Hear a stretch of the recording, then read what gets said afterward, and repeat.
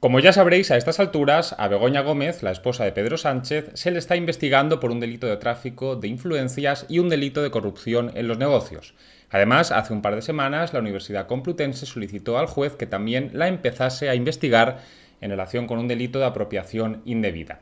Sin embargo, hoy os vengo a hablar de otro tema muy sonado, pero relacionado con este: la querella que Pedro Sánchez ha interpuesto contra el juez Peinado. Antes de nada, es muy importante echar un vistazo a la Ley de Enjuiciamiento Criminal para comprender el contexto de esta disputa. Como regla general, cuando a una persona se le cita para declarar como testigo, tiene que ir en persona al juzgado y contestar a las preguntas que allí se le formulen, aunque es cierto que cada vez más gente declara a través de videoconferencia. Sin embargo, la ley contempla ciertas excepciones frente a lo anterior. Por un lado, hay personas que no tienen la obligación de declarar como testigo, por ejemplo, el rey, y por otro lado, hay personas que sí tienen la obligación de declarar como testigo, pero no la obligación de acudir al llamamiento del juez en el juzgado como cualquier hijo de vecino. Por ejemplo, el presidente del gobierno. En concreto, el artículo 412 de la Ley de Enjuiciamiento Criminal contempla dos posibilidades con respecto a la declaración como testigo del presidente del gobierno. Si se le va a preguntar sobre hechos de los que no ha tenido conocimiento por razón de su cargo, es decir, hechos que Pedro Sánchez ha visto como Pedro Sánchez, entonces se le tiene que tomar declaración en la Moncloa. Y si se le va a preguntar sobre hechos de los que sí ha tenido conocimiento por razón de su cargo, es decir, situaciones en las que Pedro Sánchez ha participado como presidente del gobierno, entonces se le tiene que tomar declaración por escrito. Sabido esto, aquí ha sucedido lo siguiente, que divido en varias escenas. Escena primera: el juez Peinado citó a Pedro Sánchez para declarar como testigo y especificó que se le tomaría declaración en la Moncloa. Escena segunda: Pedro Sánchez le envió una carta al juez Peinado indicándole que no, que se le tenía que tomar declaración por escrito,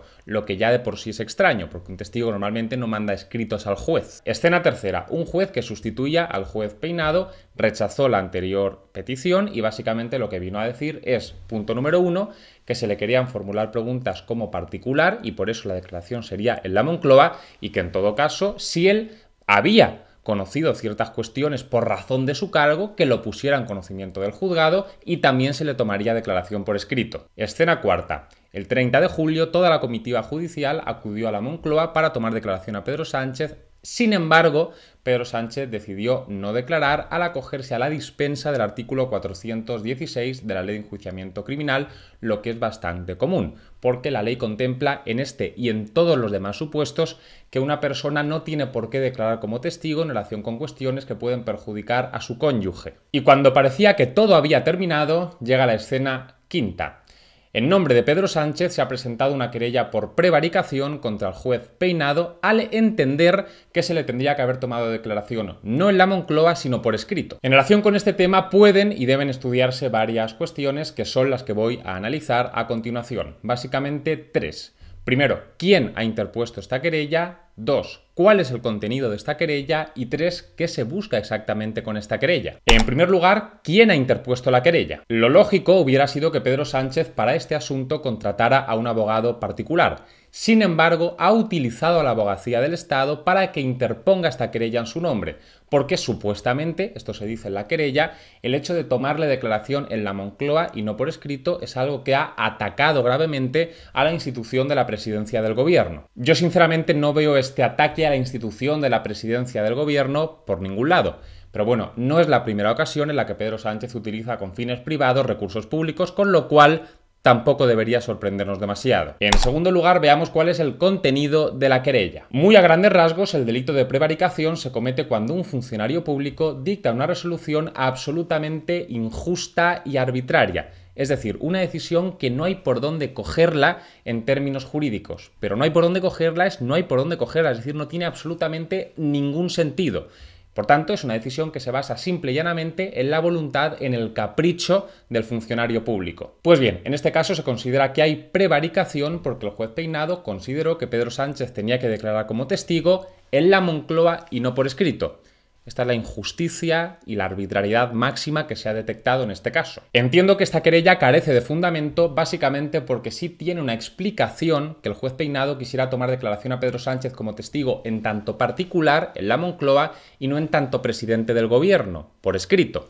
Básicamente existen, en relación con este supuesto, dos posibilidades teóricas. La primera posibilidad, que Pedro Sánchez estuviera en encuentros entre su esposa y algunos empresarios como un particular ajeno a los temas que allí se trataban. Por ejemplo, para saludar o para hablar sobre otras cuestiones y después retirarse. De ser así, lo lógico es que declare como testigo en relación con estos encuentros para que diga quién le propuso ir, qué es lo que escuchó, etcétera, pero que declare como testigo porque su intervención en principio no tendría por qué ser delictiva. Y la segunda posibilidad es que Pedro Sánchez participase en estas reuniones entre su mujer y ciertos empresarios no como particular, sino como presidente del gobierno. En este caso también debería declarar, sí, pero no como testigo, sino como investigado, porque sí huele a delictivo que el presidente del gobierno participase en este tipo de reuniones, algo que no entra dentro de sus funciones, cuando con ello se podían favorecer los negocios de su mujer, lo que ha terminado sucediendo. Por tanto, si asumimos que Pedro Sánchez tenía que declarar como testigo,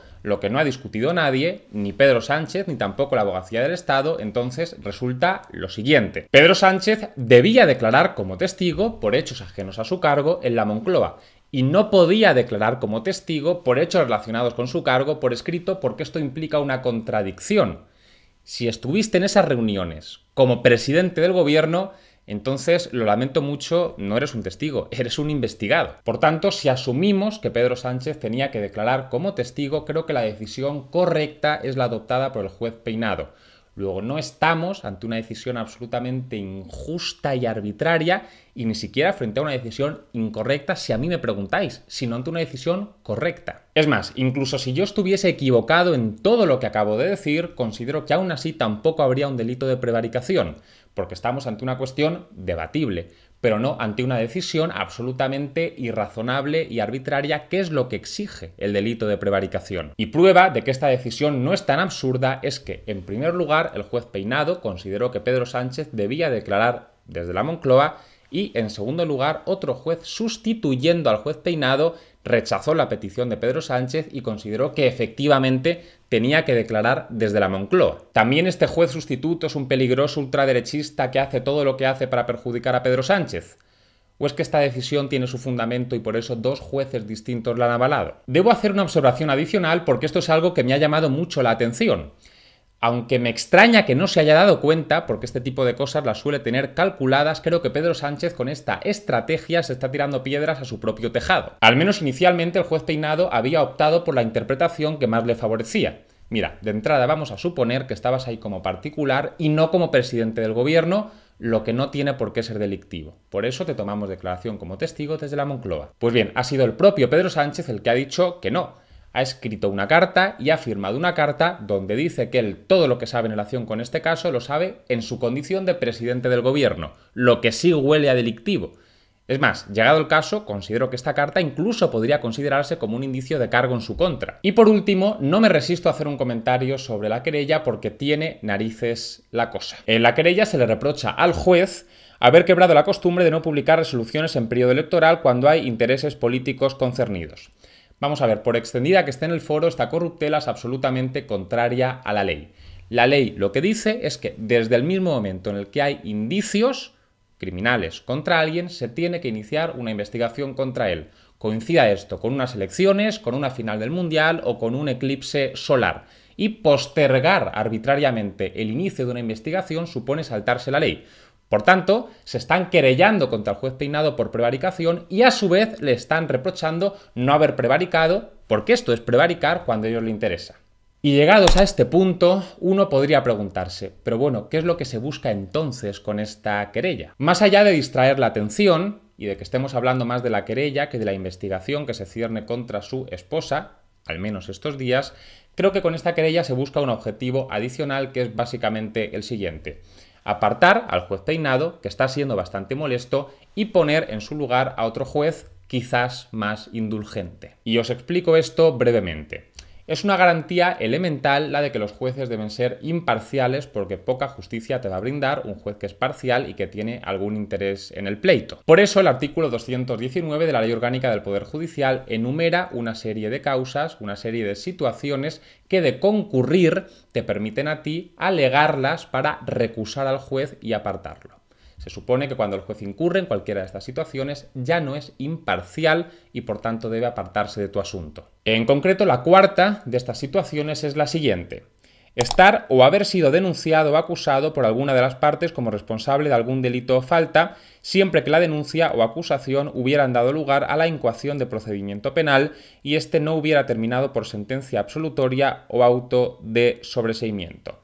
Es decir, si alguna de las partes en el proceso ha denunciado al juez y esta denuncia se ha admitido a trámite, entonces, hombre, se presume que el juez no va a ser muy imparcial con alguien que le ha denunciado y lo más probable es que le quiera perjudicar de algún modo y precisamente por eso se considera que este juez se tiene que apartar del asunto. Puede ser que con esta querella lo que se esté intentando hacer sea esto, pero creo que esta estrategia choca al menos con dos obstáculos muy importantes.